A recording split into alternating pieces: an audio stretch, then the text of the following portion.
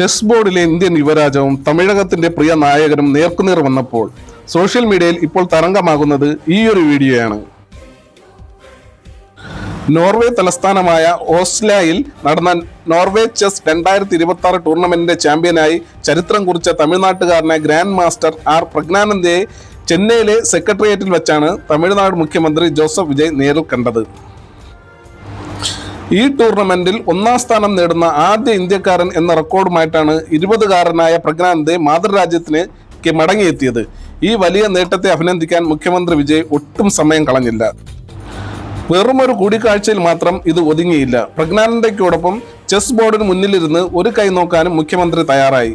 കളിക്ക് ശേഷം ഇരുവരും വളരെ സന്തോഷത്തോടെയാണ് പരസ്പരം കൈകൊടുത്തത്. പ്രജ്ഞാനന്ദയുടെ ഈ ലോകോത്തര വിജയത്തിന് തമിഴ്നാട് സർക്കാരിന്റെ വകയായി ഉന്നത പ്രോത്സാഹന സമ്മാനവും മുഖ്യമന്ത്രി കൈമാറി.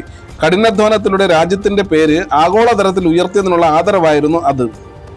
50 ലക്ഷം രൂപയുടെ പുരസ്കാര തുകയാണ് മുഖ്യമന്ത്രി പ്രജ്ഞാനന്ദയ്ക്ക് സമ്മാനിച്ചത്. പ്രതിഭയും കഠിനാധ്വാനവും ഒത്തുചേർന്നപ്പോൾ ഭാരതത്തിന് വീണ്ടും ഒരു അഭിമാന നിമിഷം കൂടി സമ്മാനിച്ചിരിക്കുകയാണ് ഈ തമിഴ് മകൻ.